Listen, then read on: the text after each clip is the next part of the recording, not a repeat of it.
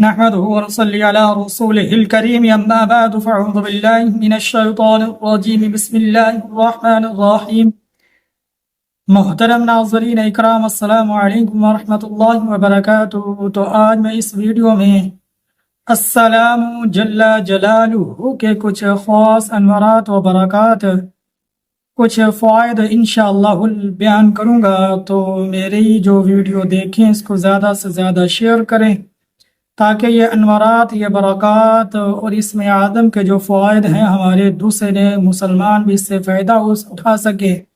تو ثواب کی نیت سے میری اس ویڈیو کو زیادہ سے زیادہ شیئر کیجئے گا، اپنے مسلمان بہن بھائیوں کے پاس پہنچائیے گا۔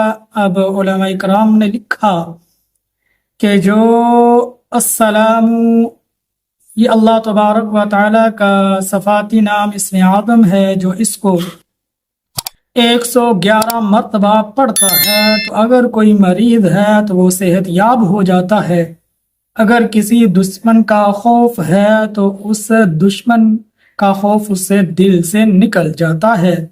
تو اسی طرح وہ شخص جو 121 بار سلام قولا من رب الرحیم مریض پر پڑھ کر دم کرتا ہے یا مریض خود پڑھتا ہے تو صحت یاب ہو جاتا ہے، اگر نہیں بھی ہوتا تو کم از کم اس کی بیماری میں کمی آتی ہے۔ تو اسی طرح وہ شخص جو اس اسم اعظم کو کسی مریض کے سرہانے بیٹھ کر بلند آواز سے السلام جل جلالہ پڑھے گا، کتنی مرتبہ؟ 136 مرتبہ بلند آواز سے پڑھے تو مریض اس کو سنے تو انشاءاللہ العزیز جو مریض ہوگا وہ صحت یاب ہو جائے گا۔ تو اب ناظرین اکرام، نئے ناظرین ہمارے چینل کو سبسکرائب کر لیں، ہماری ویڈیو کو زیادہ سے زیادہ ثواب کی نیت سے شیئر کر دیں تاکہ دوسرے مسلمانوں کو بھی ان انوارات و برکات سے فائدہ اٹھانے کا موقع مل جائے۔